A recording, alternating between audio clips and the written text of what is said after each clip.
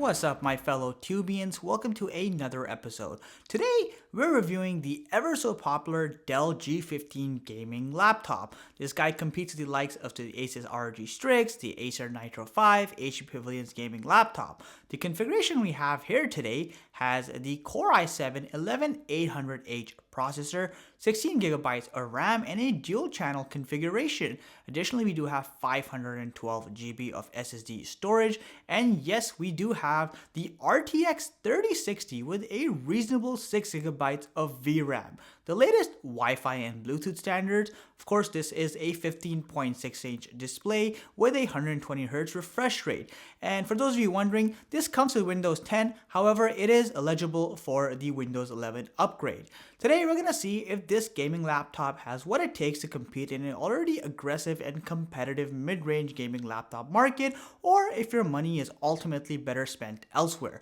As always, if you guys enjoy the show, hit that like button, sub to my channel, it brings a smile to my face. Thanks for watching, let's go. Starting off with a real quick unboxing, the first thing you'll notice is that Dell spends 0 points in creativity when it comes to packaging. This comes in a standard looking cardboard box. It is what it is, however. Once we remove the content seal on the top side and proceed to actually unbox the product, the first thing you'll run into, of course, is the G15 laptop itself. It does come in some protective packaging. Once you remove all that, here it is in all its glory. But more on that in just a quick minute.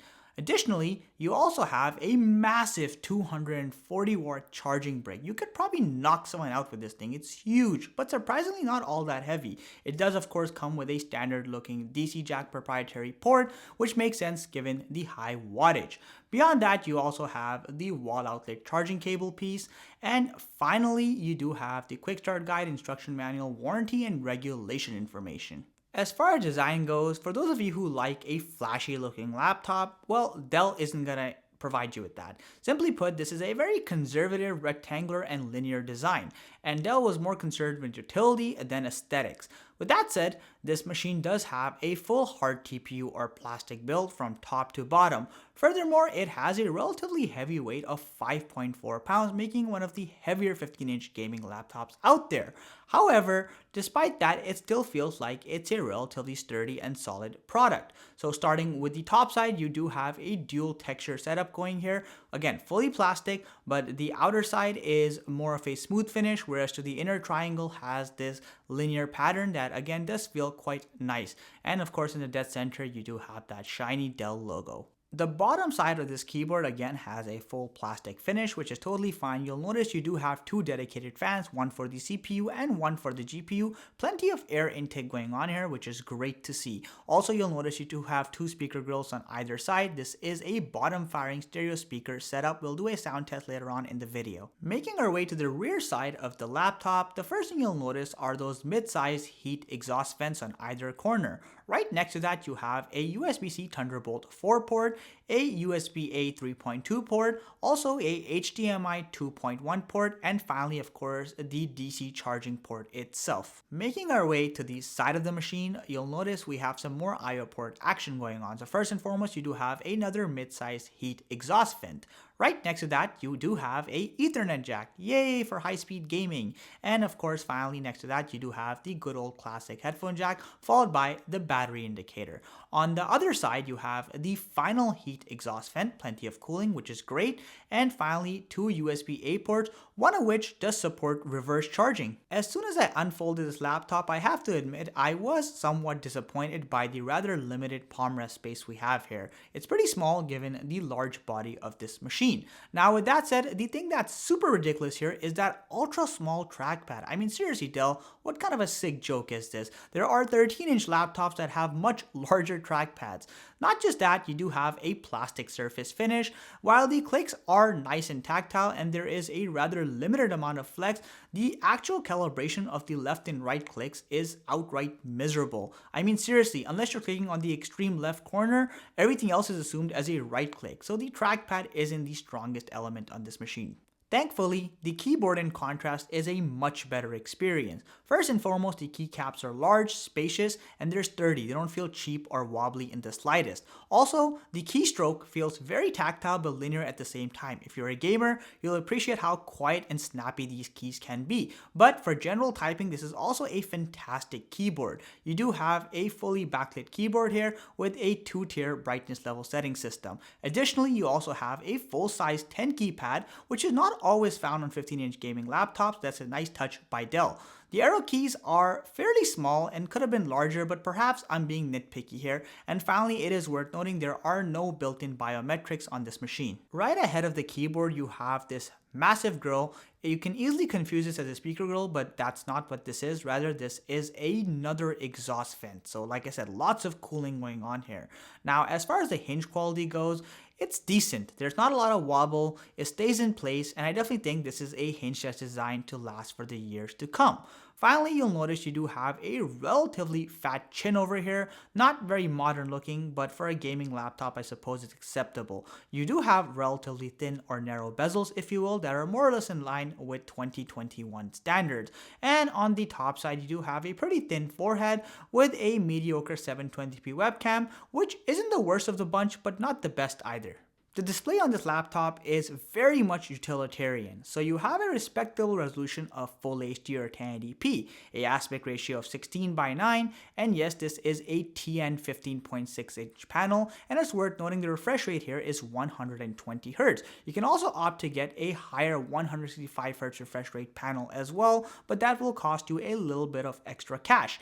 Beyond that, you have a mere sRGB rating of 54%. While some gamers who just want a high refresh rate will not mind this, if you are a creative professional, this is not the most vivid or lively looking display out there. But the most disappointing element of this display in particular is its mere 250 nits peak brightness levels. It's fine in low light, but the minute you use this outdoors or in a well-lit room, you start noticing a lot of glare really fast. So again, if you are someone who likes to use your laptop outdoors, definitely keep this factor in mind.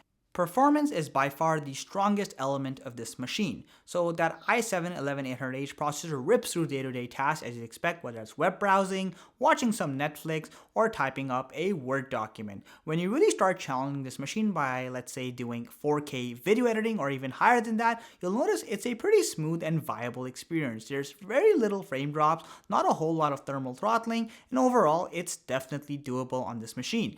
Now, with that said, gaming is where this machine really shines, as it should because it's a gaming laptop. Games like Doom Eternal can easily run on the second highest setting, well above 120 frames per second, arguably crossing the 160 plus limit as well. So if you're opting to get the higher 165 Hz refresh rate, you can definitely make use with some games. Now, as far as thermals go, of course, this laptop does get hot, but it's pretty cool considering it's a gaming laptop. So I found under the absolute peak load, surface temperatures can go as high as 42 degrees Celsius, which again really isn't all that bad, but a more realistic sustained load will net you about 36 degrees Celsius, and under idle loads you'll go as little as 22 to 23 degrees Celsius.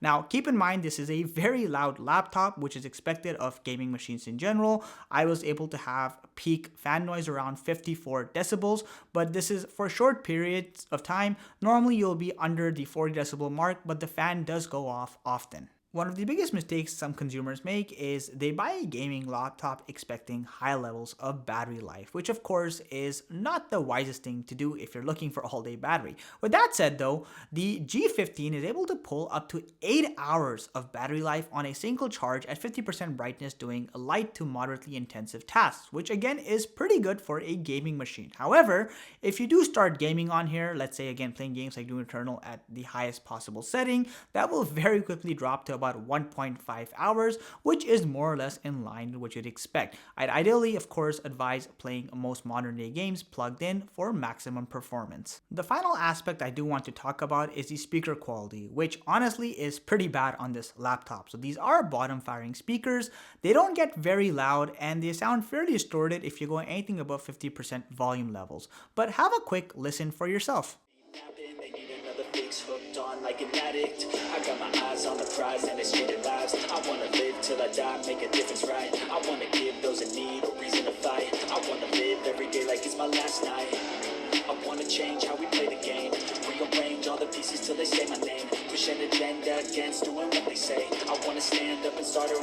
revolution. I wanna start a revolution.